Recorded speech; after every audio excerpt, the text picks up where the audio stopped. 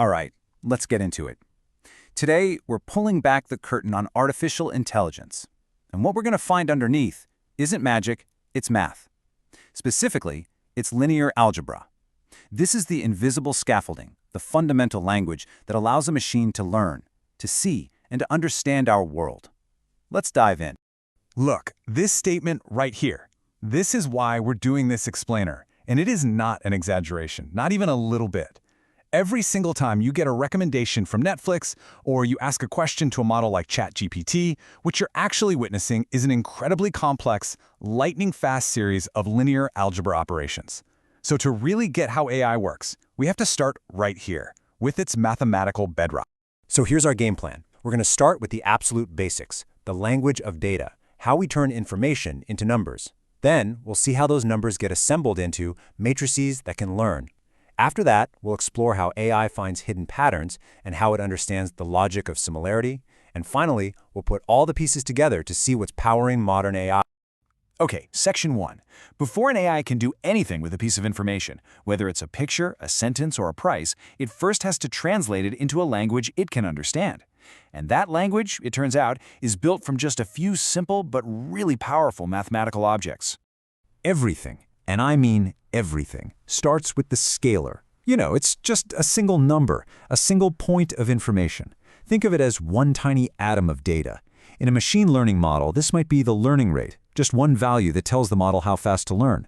Or it could be a temperature reading, 25 degrees. It's the absolute fundamental building block. Okay, so next we go from a single point to a list of points. That's a vector. It's just a one-dimensional array of those scalars, which lets us represent a single whole observation. Hold on, a list of numbers. What does that actually mean in the real world? Can you give me an example? For sure. The best way to think about it is like a recipe. If a scalar is one ingredient, a vector is the entire recipe for one data point. So let's say we're talking about your movie tastes. Your personal vector might look something like this: 9 for sci-fi, 2 for romance, 7 for action. That whole list, that's you as a single vector. In data science, basically every single row in a spreadsheet is treated as a vector. And if a vector is just one row in a spreadsheet, well, a matrix is the whole spreadsheet. It's a two-dimensional grid of numbers. Now we can represent a whole collection of data points all at once. Every row is a vector, one person's movie ratings, and every column is a feature, like the genre. So suddenly we have this matrix with hundreds of users and dozens of genres. We've gone from one data point to an entire data set, all neatly organized in one object. So, just to recap, a scalar is a point, a vector is a line or a list, a matrix is a grid. And you can even go further to things called tensors, which are kind of like 3D data cubes for things like color images. Okay, so we have points, arrows, and spreadsheets. I get that. So what? Why does just organizing numbers like this matter? That is the perfect question. Because here's the secret.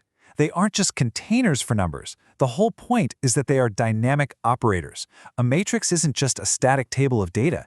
It's a little machine that can transform other data.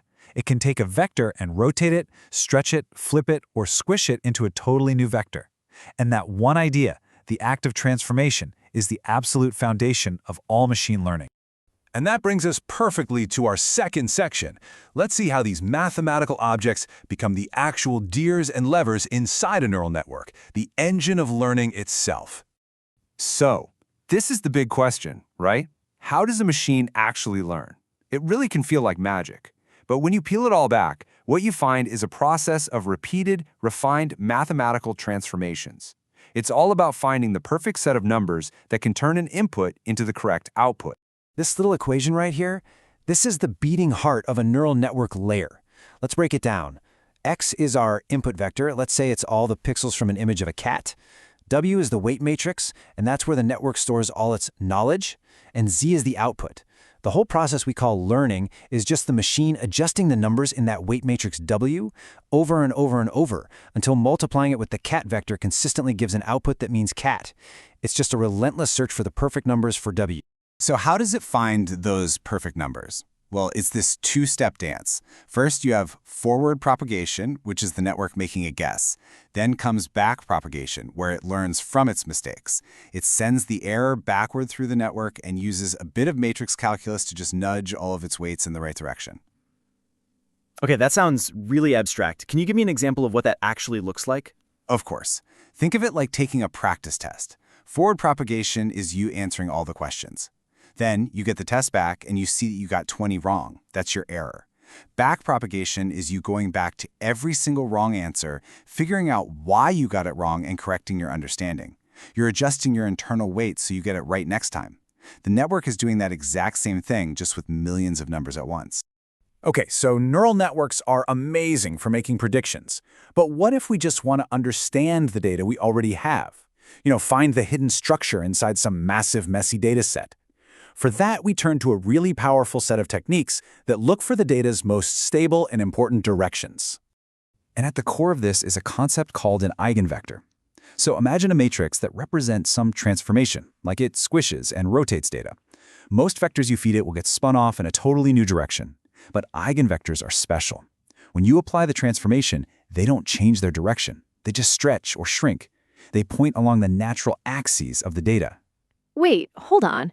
Why on earth would we care about something that doesn't change? Isn't the whole point to see how things get transformed? Right. It's totally counterintuitive, but that's the genius of it.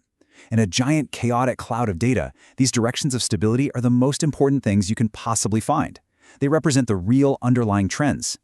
Imagine a huge swirling galaxy of data points. The eigenvectors are the axes that everything is spinning around. If you can find them, you've found the fundamental structure of your data. And this brings us to this powerful technique called principal component analysis, or PCA. It is pure linear algebra in action.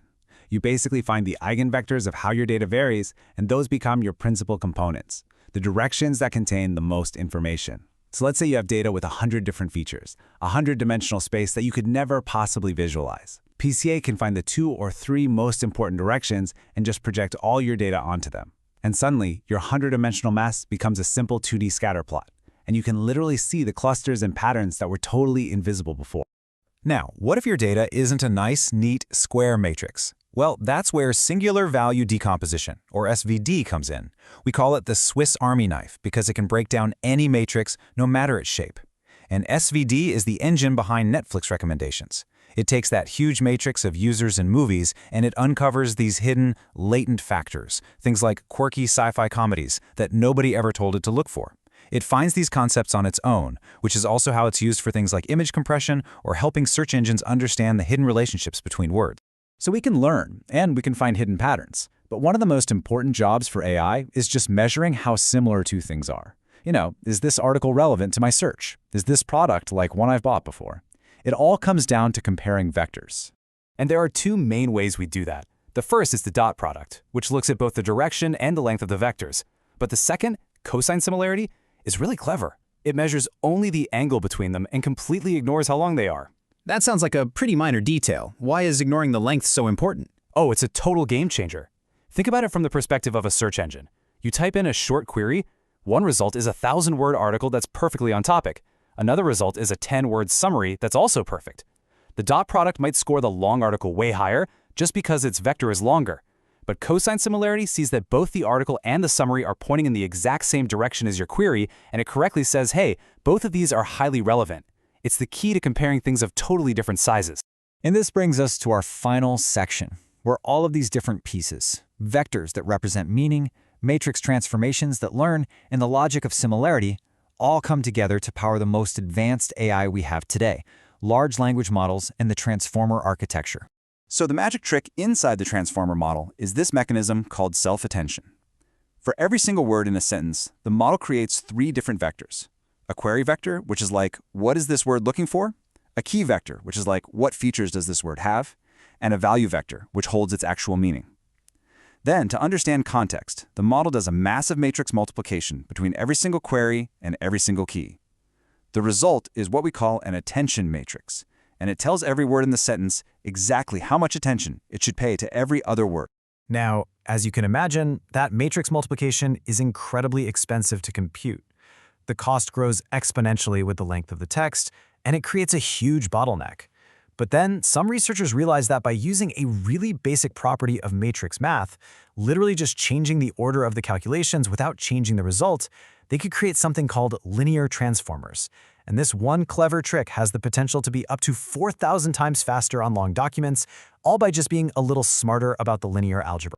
And this huge computational demand has also led to a revolution in computer hardware, from CPUs to GPUs, and now to these specialized chips like Google's TPU. So why can't my regular computer, my CPU, just handle this stuff? That's a great question. A CPU is a generalist. It's designed to do one complicated task very, very quickly. But a neural network needs to do billions of very simple things, just multiplying and adding, all at the same time. That's what a GPU is good at. But the TPU is the ultimate specialist. At its core is something called a systolic array, and you can just think of it as a hyper-efficient assembly line just for matrix math. Numbers flow through it and get computed without ever needing to go back to main memory, which makes it insanely fast for the exact kind of math that powers modern AI. So let's just quickly recap the journey we took. We started with the basic building blocks, right? Vectors and matrices to represent data. Then we saw how matrix transformations become the engine of learning inside neural networks. We explored how eigenvectors and SVD let us uncover hidden patterns. We learned how cosine similarity gives us a mathematical logic for relevance. And finally, we saw how it all comes together in modern transformers running on specialized hardware. It all comes back to linear algebra. And this brings us to our final thought. We've spent this whole time describing a world where language, vision, even reasoning can be broken down into a series of mathematical operations on arrays of numbers. So, the question we want to leave you with is this. If intelligence, at its very core, can be described as just a series of computable transformations, what does that really mean for the future of thinking itself?